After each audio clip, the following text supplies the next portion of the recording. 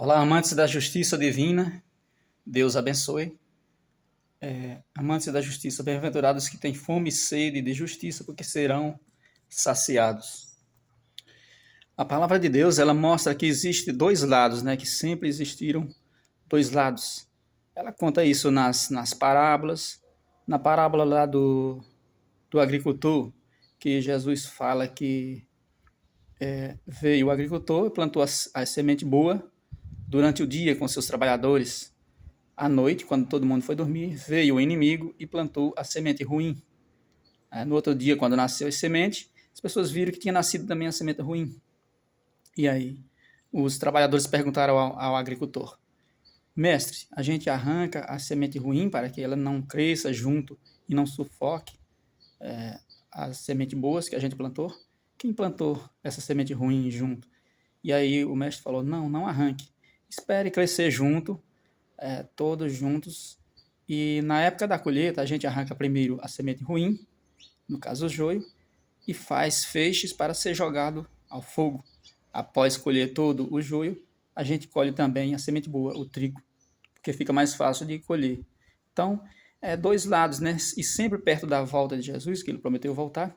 Quanto mais estiver mais perto, mais as coisas estarão definidas em dois lados, né? Muitas coisas ali que vai fazer parte de um lado e muitas outras influências vai fazer parte do outro. Então só existe o bem e o mal. E aí vai ficar cada vez mais acirrado entre si, né? Como Jesus falou, né? Quem não é contra nós é a nosso favor. Então, se você está fazendo alguma coisa, ou você está contra ou a favor. Deus não gosta das pessoas que ficam em cima do muro, que são mornas. Ou você é frio ou quente, que ele fala, né?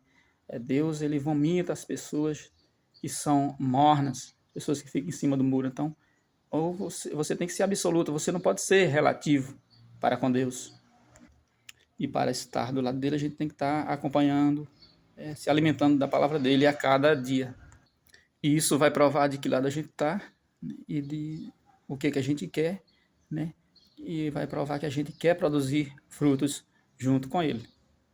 E para produzir frutos junto com ele, é do jeito dele. A gente não tem que inventar o nosso jeito, porque ele plantou do jeito dele. Lembra a parábola do agricultor? Deus plantou do jeito dele. Veio outra pessoa e plantou diferente. Falou coisas diferentes, distorceu a palavra. Então, esse foi o falso profeta que veio e plantou a semente ruim.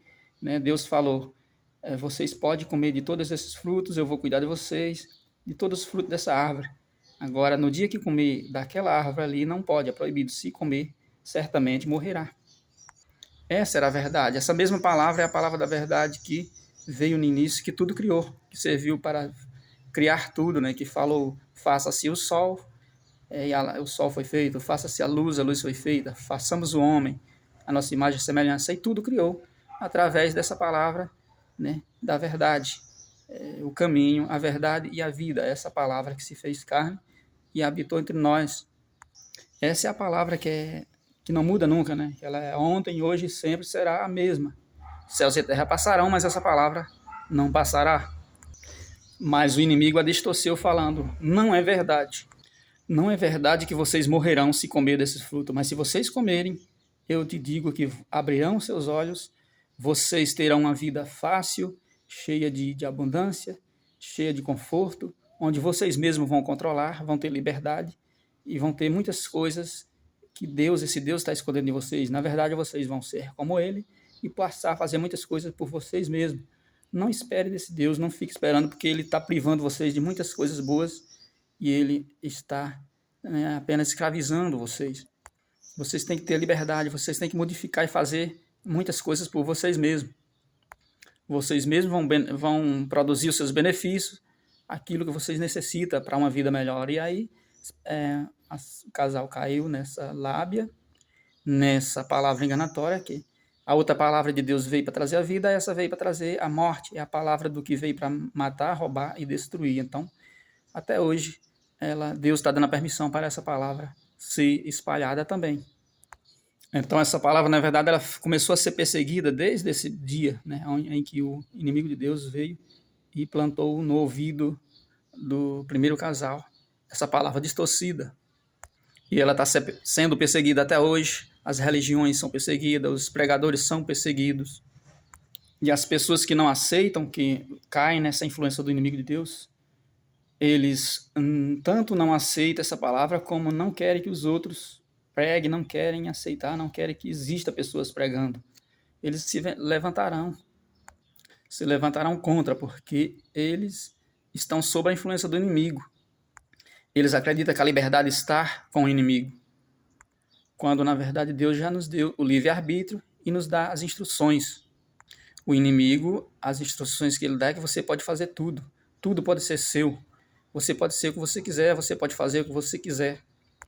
Deus aceita todo mundo. Deus aceita todas as pessoas, todas as atitudes. Jesus veio para todo mundo. Sim, ele não veio para todo mundo, ele veio para os doentes. Ele veio para aquele que precisa modificar alguma coisa e voltar ao estágio inicial de perfeição em que Deus criou.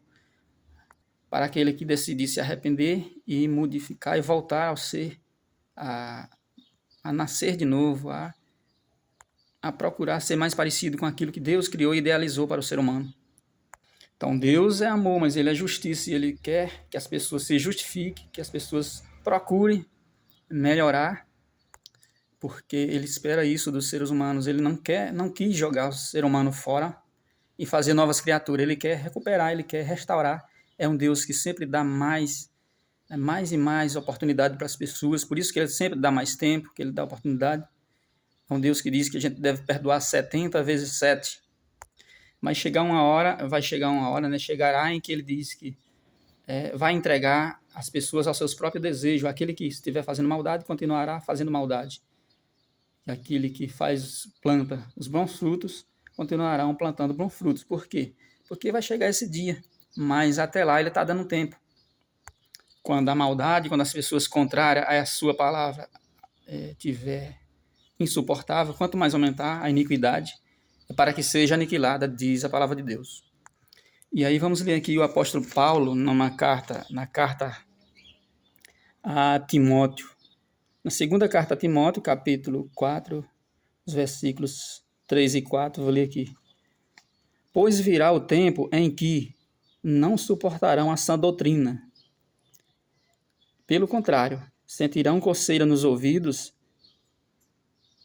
seguindo seus próprios desejos, juntarão mestres para si mesmo. Então eles vão querer aqueles profetas, aqueles pregadores que vai falar que Deus aceita tudo, que está tudo bem. Eles querem ouvir coisas bonitinhas, promessas de que a vida é fácil, de que eles podem fazer tudo, de que eles decidirão, criarão suas próprias leis, pode viver como quiser, que está tudo bem, que Deus vai aceitar numa boa tudo o que você fizer e quiser e decidir para a sua vida. Se fosse assim, Deus não teria mandado instruções, não teria deixado instruções, não precisava Cristo ter vindo a primeira vez, bastava ele vir na segunda vez. Mas ele veio para trazer a espada, que é as instruções com as quais a gente vai lutar nessa guerra espiritual, na verdade, que a gente está vivendo, para batalhar e demonstrar de que lado a gente está, aliado a quem a gente está lutando, de que lado a gente está nessa luta, nessa guerra em que ninguém ficará de fora. Então, o apóstolo Paulo escreveu para Timóteo, né, aqui no versículo 4, né, da segunda carta, capítulo 4, versículo 4. Eles recusarão a dar ouvido à verdade, voltando-se para mitos. Então, aquelas pessoas que prometem vida boa também nos governos, em algum lugar onde há pessoas, em religiões, venha para essa religião que aqui você pode seguir, se comportando dessa maneira que você bem quiser. Esse governo aqui vai te ajudar, você vai ter uma vida fácil. As pessoas atualmente elas estão querendo vida fácil, né? Elas acreditam que a Bíblia está privando elas de muitas coisas, como o inimigo falou para Eva e Adão. Então, eles querem a liberdade, eles acreditam que estão lutando pela liberdade, que estão sendo proibidos, que os princípios e as leis de Deus são antiquados e que não servem para a vida deles atualmente. Eles querem modificar a Bíblia, querem fazer mestre para si mesmo. Então, essa é a guerra, né? A guerra ideológica que vem da influência, que faz parte da guerra espiritual. primeiramente é uma guerra espiritual que estamos vivendo, todos quanto vivem. E nessa guerra, em Mateus capítulo 10, versículo 34, vou ler aqui, no versículo 34 diz: não cuide que vim trazer a paz à terra. Não vim trazer a paz, mas a espada. Então, Cristo aqui está falando que dessa vez ele não veio, ele veio como cordeiro para morrer, pois é lutando dessa forma, perdoando, mostrando a outra face, cumprindo sua missão, que ele luta nessa guerra. Ele veio trazer as armas e mostrar quais são as armas que a gente utiliza para essa guerra. Ele não veio trazer a paz, mas a espada. A paz ele vem trazer quando vier estabelecer o reino dos céus na sua segunda vez, quando ele vier como um leão. E aí ele continua aqui no capítulo 35, Mateus 10, capítulo 10, versículo 35. Porque eu vim pôr em dissensão o homem contra seu pai, e a filha contra a mãe, e a nora contra a sua sogra. Quem achar a sua vida, perdê-la-á. E a quem perder a sua vida por amor de mim, achá-la-á. Então, em 2 momentos, ele veio para que as pessoas olhem para dentro de si mesmo e vejam que ali foi plantado o joio e o trigo e comece a discutir sobre isso, a produzir frutos de acordo com essas 2 sementes. Que a gente entre não em conflito, mas numa discussão saudável, uma discussão onde a gente vai procurar desenvolver dentro de cada um de nós, né? Cada um, essas sementes. Então a gente vai falar sobre isso, sobre esses 2 lados. A gente vai comentar, a gente vai demonstrar de que lado a gente está. E a gente vai estar perto de quem? Da sogra, da nora, do irmão, do pai, do filho, do avô. A gente vai estar ali junto com os primos. Então essas pessoas mais próximas são com quem a gente vai falar sobre isso, primeiramente, e vai começar a ter a divisão ali dos 2 lados, vai começar a ser separado, onde a gente vai demonstrar que a gente está de um lado ou de outro, que a gente, dentro de cada um de nós, tem as 2 sementes, que a gente ou pode desenvolver mais uma ou mais outra. Então Deus fala, né? Jesus fala, o machado já está posto ao tronco, ao pé da árvore. Toda aquela árvore que não der bons frutos, então será cortada e lançada ao fogo. E é isso que a gente faz quando a gente está discutindo sobre Deus, sobre a religião, quando a gente está discutindo com a família, quando a gente está indo para a igreja, quando a gente está desviando do mal, quando a gente está evitando, resistindo ao tentador, quando a gente está pregando, quando a gente está orando, quando a gente está jejuando, quando a gente está falando sobre Deus, a gente está produzindo algum fruto nessa guerra. E aqui essa parte que falou, quem achar a sua vida, perdê-la-á. E quem perder a sua vida por amor de mim, achá-la-á. Ele está dizendo que a pessoa que quer a paz, que quer ficar tudo bem ali, que quer a tranquilidade, ela não vai achar. Porque a gente está no meio de uma guerra. Pois Cristo falou, eu vou para junto do Pai e vou voltar. E deixo com vocês a minha paz.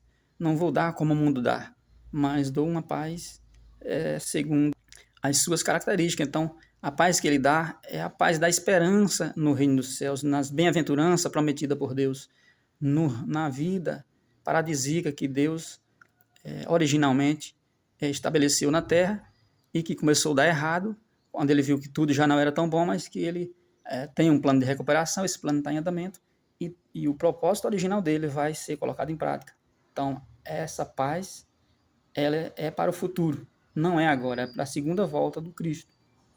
Então, todo aquele que ficar em paz, que dizer, não vou mexer com ninguém, não vou falar nada, não vou discutir sobre religião, vou ficar aqui quieto, em paz, na verdade, ele acha que está ganhando a vida dele, mas ele está perdendo, pois ele não está fazendo nada, produzindo nenhum fruto.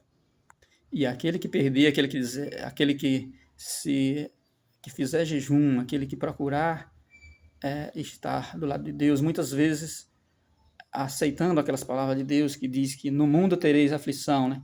Tudo bem, então eu estou sofrendo, mas eu vou continuar acreditando nesse Deus, atravessando esse deserto, passando por essa provação. Aquele que aceita que a vida é mesmo assim, que as coisas de Deus não mudam e que a gente está sofrendo, mas não é da vontade de Deus. Ele permite que a gente sofra, mas no final de tudo ele já tem um plano, já tem um melhor para cada um de nós se a gente temer a ele, continuar do lado dele. Então, quem perder essa vida agora, que seria uma vida talvez de conforto, buscada por si mesmo, pelas tecnologias, fugindo das dificuldades, muitas vezes fugindo de forma errada, quem ganhar essa vida e essa paz, perderá, né? Perderá a vida. Mas quem perder a sua vida no combate, né, dessa guerra,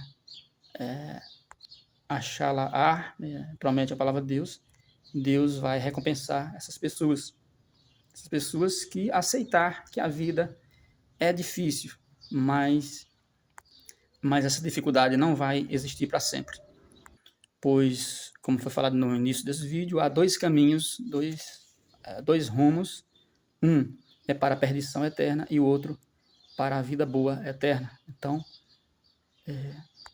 as instruções, o manual de instrução está aqui nessa palavra, para quem quer aprender mais sobre um caminho, sobre os dois caminhos e decidir de que lado ele está na vida.